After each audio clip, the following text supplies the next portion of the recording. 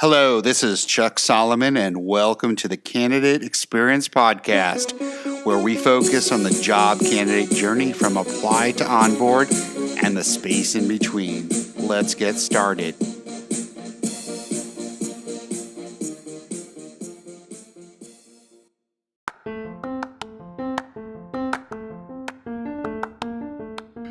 You care about the candidate experience, but have you ever wondered exactly how to bring your company to that next level and offer a world-class experience to your candidates? It's not easy. Fortunately, Candidate.fyi can help. Their solution guides candidates through your hiring journey, enhancing transparency and communication at every touch point.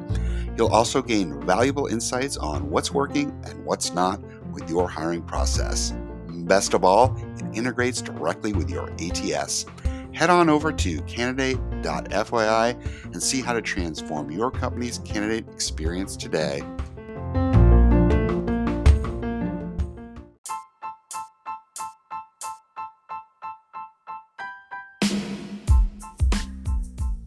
Welcome to the Being Intentional episode, where Jorge Quezada, VP of People and Culture at Granite Construction, is my special guest. Listen in as he shares his insights on building diversity, equity, inclusion to impact both candidate experience and employee experience. If you like what you're hearing on this podcast, please do subscribe and share with others. Want to comment, discuss, provide feedback, you can send me a note via LinkedIn or via the contact form on our site, thecx.xyz. I thank you in advance for your feedback, and here's my interview.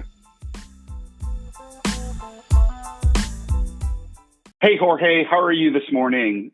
Oh, Chuck, I'm doing great. How are you doing today? Good. I appreciate you getting up early. You're on West Coast time, correct?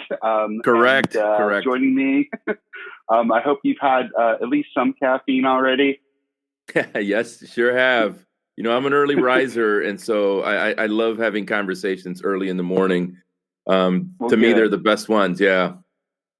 Well, good. Today, I'm really thrilled to have you here, Jorge. We're going to focus in on DE&I, diversity, equity, and inclusion, a very important topic. And I think you're an expert and can speak well about this to my listeners. But before we get started, can you just tell listeners a little bit about yourself, your role, and the company you work for? Sure. So thank you for that. And thank you for having me on your podcast here. So my name is Jorge Quezada. Originally, I'm from San Salvador, El Salvador. And I like saying that because it grounds me of where I'm from. And it gets a chance to really practice my Spanish, even though I only do it for a few seconds there. But I like it. Yeah. I would tell you that, so prior to today, right, January, if we would have talked to me in 2021, I would have told you that I was the vice president of inclusive diversity here at Granite Construction. And since now here in January, I am the vice president of people and culture. And so now I have the privilege of leading the practices around inclusive diversity, talent acquisition, and workforce compliance. So I'm really excited with the opportunity to bring those three disciplines together to really making an impact, not only on the candidate experience, but just in the culture here at Granite as well. We are celebrating 100 years here this January here at Granite Construction. So we're really excited about that because not only are we a company with a tremendous legacy, but we also have this energy here being in the Silicon Valley almost, right, in Monterey Bay, of being a startup. Like we're really energized by the opportunity that we have in the industry to really, lead in areas that touch construction, number one, but also in the area around diversity, equity, and inclusion. We're really excited about that. So really happy being here at Granite and, looking forward to our conversation today. Awesome. So tell me, what led you into working into the DE&I space? Chuck, it's a great question because what it does is it allows me to reflect on a couple things. I always thought I was purpose driven, and I think I said those things and really didn't know the meaning behind that. But I was doing things in the community when I was working at Allstate Insurance Company at the time, getting involved in employee resource groups, getting engaged within the company, structure in itself. And I didn't know the impact that was having in my own, CV, as you would say. And I say that to you because fast forward, like 15 years, this chief diversity officer at the time was looking for someone to help him prop up the diversity and inclusion department there at Allstate after a transition. And my name kept popping up as someone who had a business background, because that's what I had. But more importantly, people saw me doing good work in this thing called diversity. I didn't know it that I was doing it because of diversity. What I was doing was I was just getting engaged in the work. I was getting involved. I was participating. I was taking that intent, as they say, that was in my heart and in my mind, and actually putting it to practice. And fast forward, it was the very thing that led me to an opportunity to work for Mike Escobar because of my business background and because of the presence I had in the diversity space there at Allstate at the time. What I heard you say is you didn't start out planning to do this work, but you got directed into it. Would that be accurate? Yes. What you just said right now just reminds me how people say, accidental project manager. Right. It Right. wasn't that I was an accidental D&I practitioner. I think what happened was I just got engaged in the work, and then the work like almost started to brand me as someone that was involved in it. And so, because I'll tell you, I like the follow-up question, because I could tell you that when I took on the role, I quickly realized that I didn't really know much about diversity, equity, and inclusion. And at that time, we called it diversity, just diversity. And then later on, we said diversity and inclusion. I didn't know the work of Ted Childs. I didn't know the work of Andres Tapia or Judy Kratz. I just didn't know those giants of DEI in that space. I'm thinking Jennifer Brown. I mean, there's a bunch of names that right now are just floating in my head right now. And it wasn't until I started going deep into the work and learning about it that I realized, wow, there's a lot more that I need to learn before I can go out there and start teaching, before I start practicing, before I start talking about this work. It didn't stop me. Mind you, I was already the president of an employee resource group, so I was already aware about employee resource groups. But I realized that there was the calling was bigger. Sure. I have had a number of conversations, not recorded like we're recording now, but with DE&I professionals at different companies, and I've tried to get them on as guests, and what I've heard is from them is that they're saying that they were basically were hired into the role, but they weren't really doing much, and that they were in set. The companies had hired him, which I guess is a good step in the right direction, but they really weren't doing anything, and they didn't really want to come on the podcast because they're like, I'm going to find a company that is not only going to hire me, but they're going to go beyond that they're actually going to do things and not just talk about things, but actually take actions and do things. So I really appreciate you coming on and sort of sharing your insights into this, because it really seems like your company, they hired you. Seems like they just promoted you. And it seems like they're actually doing some things. So I appreciate you for taking your time and also your company for actually taking action on this. Can you describe like either a challenge that's happening with your current company or previous company around some aspect of DE&I or candidate experience and what what you or the company did about it. Yeah, so so I appreciate. Thank you very much in acknowledging, my background, number one, but number two, also acknowledging Sure. the intent that Granite Construction had to think about. We need to do something impactful in this thing called diversity, equity, and inclusion. So we have to go hire someone, and the exercise of finding like someone like myself and bringing them on board and then unleashing them into a company like Granite. So I like to use that as a jump off to talk about the question you just asked about Sure. some aspect of the candidate experience. Just construction industry as a whole. When you think about a construction company, if I ask people who comes to mind, they think of men, right? Because we see men, in the jobs.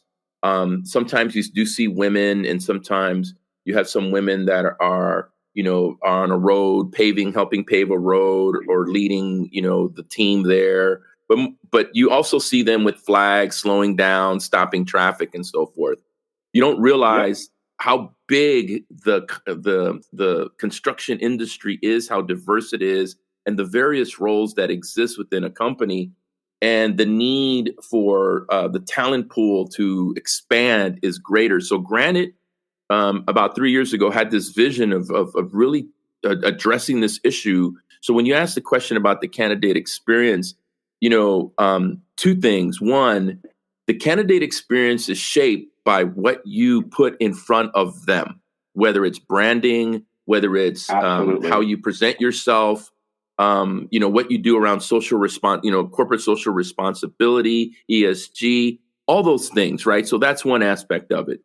The other aspect of the candidate experience is and it's really hard to say tangible, but what do they experience when they apply, when a company responds, when they engage in conversation, when they're being interviewed, when they come in for the second, the third, the final interview, when, days before they get that orientation package, then, the next 6 months, training and development. When you think about it holistically like that, you realize that when a company makes a decision to bring someone on board to address diversity, equity, and inclusion, you also have to think about what do you want to focus on.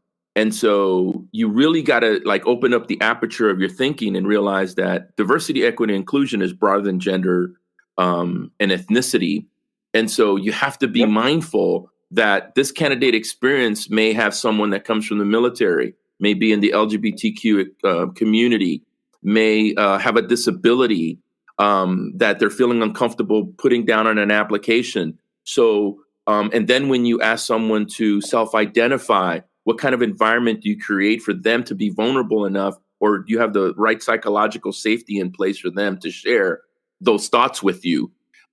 That's the kind of stuff that Granite wanted to address and tackle. So I share that with you kind of in a high level way to say, what we wanted to do was to take a look at what was it from the candidate experience that we weren't addressing. And it's very easy to get comfortable when you've been successful recruiting in certain talent pools. It's very comfortable when an industry can pretty much dictate who comes in because of the requirements of a job. But when all of a sudden you have less talent coming in and talent leaving, and now you have more demand on you from requests for work, and you don't have the supply of employees like the industry is experiencing, when you have to expand to different talent pools, you realize very quickly that they're different than the talent pools that you're normally recruiting at. So that's what we started tackling from a candidate experience. I don't know if I'm being too broad, but I want to paint you the picture of what problem we were trying to solve here at Granite. Yeah, it really sounds like you and the company were really trying to be intentional and in what you did. Would that be accurate? Intentional? Yeah, so I love the way you said it, because what I can share with you is we knew that we need to create greater awareness around the problem of bringing more people into the industry and into granite. Then from that awareness, you want to create a very keen focus on recruiting at different talent pools per se. But what we wanted to do, and I think, and this gets back to intention and impact, I think everyone has great intent that lies within their heart and in their minds. And I shared that on a personal level. It's intent that just sits there with no action. You're not going to get the results that you want. So it doesn't surprise me that here we are in 2021 having almost similar conversations around diversity, equity, and inclusion that we had 20 years ago. And I think it's because everyone has good intent. It's what you do with that intent to create impact. And, that old saying, who wants change? And you've seen that meme where everyone raises their hand. And then, the next picture is who wants to change, and everyone lowers their hand. Right. No one wants to take those steps to change, but really the impact happens when you make a commitment like we did to bring someone in, and especially in this work. But when you make the commitment to change yourself, to try different things, new things, that's when the change happens. So yes, we're very intentional, but intentional to have an impact. Well, it's great to hear that, not only is your company talking about it, that they're actually taking actions, because as we all know, talk is kind of cheap. Actions speak louder than words.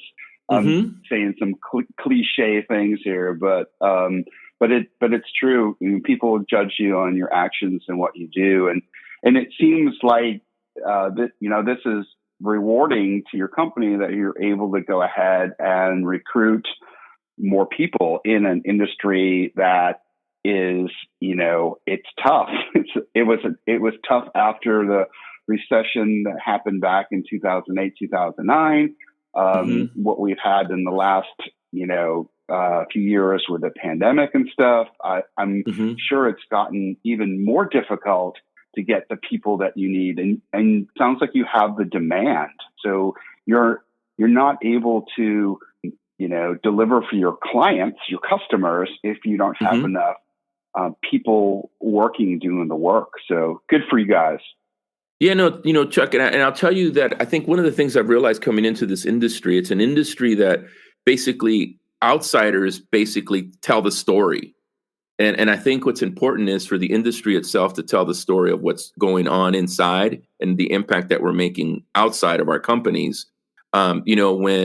When you get storylines that say that this work is only for men, then all of a sudden, a woman will hear something like that and say, well, that's not for me. And we have a tremendous opportunities for women in the construction industry. When we say it's an industry that that are not educated, or when people say that about the industry, you realize the science, the intellectual capacity that's needed to build the bridges, the roads, the buildings, right? That companies in this industry are building is amazing. So, I don't know where people, create that storyline, or when they say it's not, it's a low paying job. And I got to tell you, there's a lot of good pay here in this industry.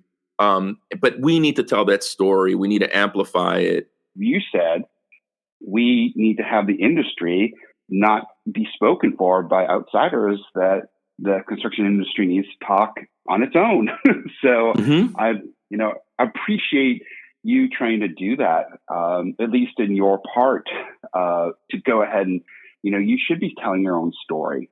So, and that reflects on your company. It reflects on the industry. It reflects on candidate experience, not just candidate experience, but also, it's one thing for candidate experience, but what happens after candidate experience? It's employee experience. So there, when you take steps to go ahead and be intentional, that seems to be the our theme word for the day. Yes. But when you take those steps for the employee experience, then what results do you get? You get good retention, you get good referral.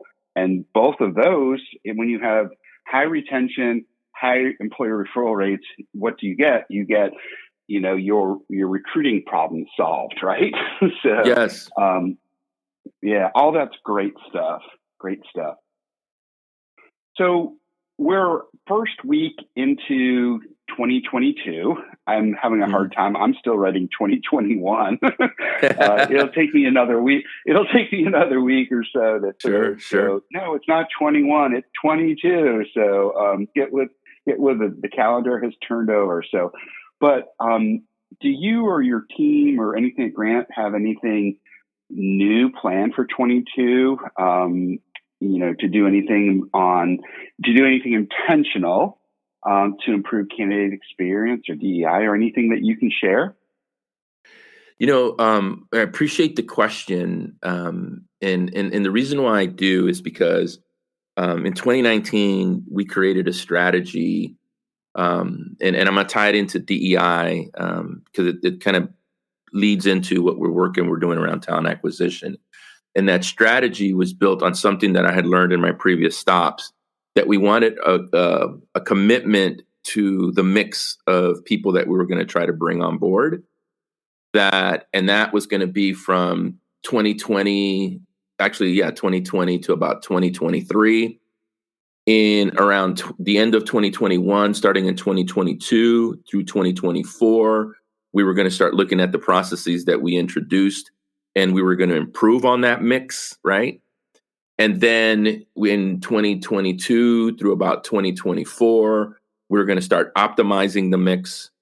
And then, ultimately by 2025, we were going to be at a place that we were going to really hit on all cylinders. And I share that with you because we had this strategic roadmap that gave us a 5-year view of what we wanted to do. So one of the things that we've been really intentional, right, to go back to that, is that sure. Instead of creating something new, what we wanted to do was improve on what we had done the previous years. So I could tell you specifically from a candidate experience, when I think about talent acquisition, we want to strengthen the relationships that we have with our stakeholders. And what I mean by that is, so just imagine the candidate experience the way it was in 2021. We're going to challenge ourselves to strengthen that relationship in 2022. So what could it mean, right? It could be as simple as something like this. When a candidate comes into the office, when we are allowed to do that, or before, they join a Zoom call, what do we do today before that first moment of truth? And if we can identify how to improve that moment, let's do it. So that's just the candidate experience. But through our, external partners, how do we strengthen our relationships with them? Our hiring managers, how do we, strengthen our relationships? So the theme there is strengthening relationships. The second thing is, it gets to this improvement piece that I mentioned, is how do we improve on our metrics? The value that we're going to provide to a company like Granite, right? Value equals benefit over price. So our job is to provide more benefit than the money that it takes to run a talent acquisition department in order to create the value. So what other benefits are we going to bring to the table by improving on our metrics that we had? So if it took us 14 days from post to hire someone or post to have an interview, can we make it to 13? Can we make it to 12? What can we do to strengthen that and improve on our metrics? And the final one, and I think I've said it, tying it into intention, is how do we make an impact by the actions that we're taking? And we want to be very, very myopic about that, because activity, just for activity's sake, just keeps us in the same place.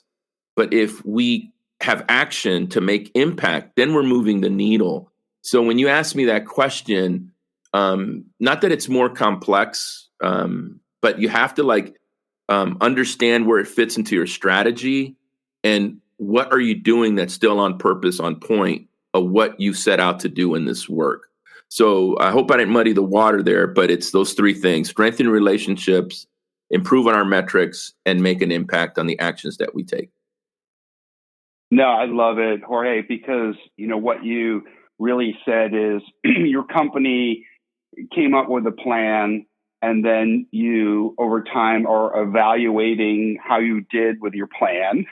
So you made it measurable, and then you also optimized. So things that might not have been working as well, you're able to go ahead and optimize things over time. So that's great stuff. And I think for any HR team that's sort of looking at what they can do, now's a great time to start planning. What do they say? Like, when's the best time to plant a tree? And I think the answer is like 15 years ago. 15 years ago, yeah, 50 years, yeah. Yeah, yes.